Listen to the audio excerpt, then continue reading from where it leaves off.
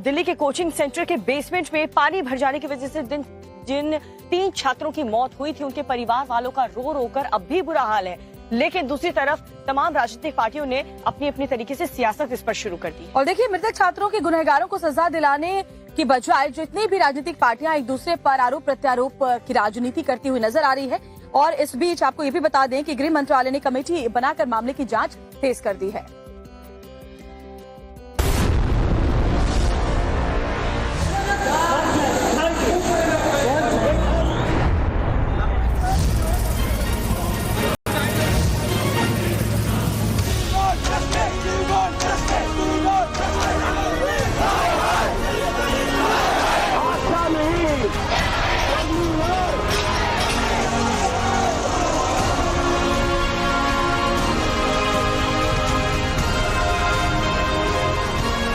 श्रेया यादव, नेविन डाल्विन और तान्या सोनी। दिल्ली के भ्रष्ट सिस्टम ने इन तीनों छात्रों को पानी में डुबोकर मार डाला। इन छात्रों की गलती इतनी भर थी कि इन्होंने कड़ी मेहनत कर आईएएस बनने का सपना देखा था और इसी सपने को साकार करने के लिए यूपी की रहने वाली श्रेया यादव, केरल के रहने वाली नेविन डाल्विन और बिहार की रहने वाली तान्या सोनी सैकड़ों हजारों किलोमीटर दूर पढ़ने दिल्ली आए थे।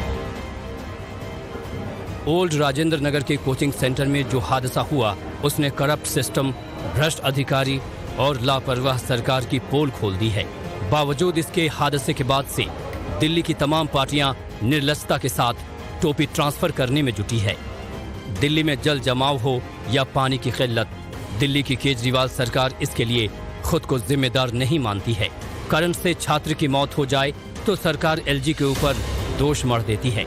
बेसमेंट में अवैध गतिविधियां और 3 छात्रों की मौत पर भी केजरीवाल सरकार के मंत्रियों का यही रवैया है। दिल्ली सरकार के मंत्री मीडिया के सामने आते हैं, गला फाड़ एलजी पर काम नहीं करने देने का आरोप लगाकर चले जाते हैं। ये मीटिंग 13 तारीख को की कि सभी विभागों की एक कॉम्प्रिहेंसिव स्ट्रेटजी होनी चाहिए वाटर लॉगिंग को लेके, वरना जनरली ये दोष लगता है ये एमसीडी की ड्रेन है, ये पीडब्ल्यूडी की ड्रेन है, यहाँ डीडीए का इलाका आ गया, ये एनडीएमसी का इलाका आ गया। आपको जान के हैरानी होगी, इस मीटिंग के अंदर इतने सारे आईएएस अधिकारियों को बुलाया गया, इंक्लूडिंग मिस्टर नरेश कुमार। दिल्ली में जवान सपनों की मौत हो गई। बावजूद इसके दिल्ली सरकार इसके लिए न एमसीडी को दोषी मानती है और न ही बिल्डिंग को एनओसी देने वाले दिल्ली फायर सर्विस विभाग को। हैरान करने वाली बात यह है कि 9 जुलाई को ही फायर विभाग ने बिना जांचे बिल्डिंग को एनओसी जारी की थी। मतलब साफ है, बेसमेंट में चल रही अवैध कोचिंग की जानकारी सबको थी। तभी तो पैसे के इस खेल में बिना जांच परख मौत के इस सेंटर को एनओसी दे दी गई, जबकि फायर सर्विस विभाग दिल्ली की ईमानदार सरकार यानी केजरीवाल सरकार के अधीन है। कोचिंग हादसे के बाद से बीजेपी भी सियासत के पिच पर आम आदमी पार्टी की सरकार को घेरने में जुटी है, जबकि दिल्ली एमसीडी पर 15 सालों तक राज करने वाली बीजेपी से जनता यही सवाल पूछ रही है कि इतने सालों तक एमसीडी पर राज करने के बावजूद दिल्ली में सीवर और पानी निकासी की व्यवस्था क्यों नहीं की गई? एक ही बारिश में दिल्ली क्यों डूब जाती है? दिल्ली की सड़कें झील में क्यों तब्दील हो जाती हैं? हालांकि छात्रों की मौत पर जारी सियासत के बीच गृह मंत्रालय ने कोचिंग सेंटर के बेसमेंट में हादसे की जांच के लिए एक कमेटी का गठन किया है।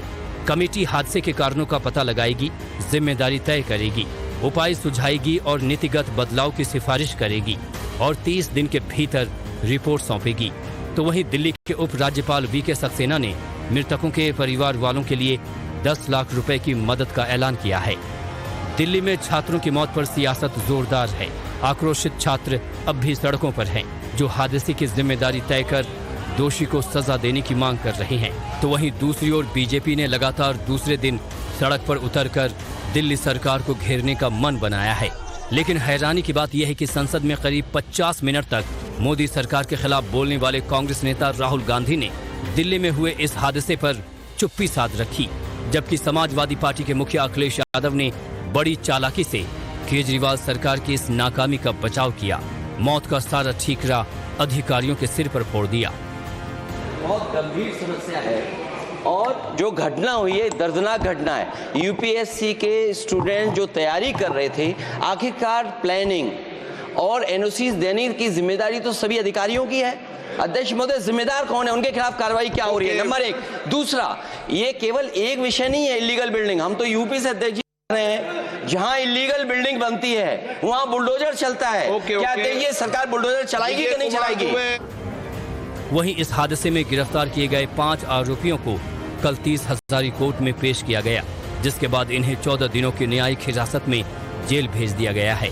वहीं आज इनकी जमानत को लेकर कोर्ट में सुनवाई भी होनी है।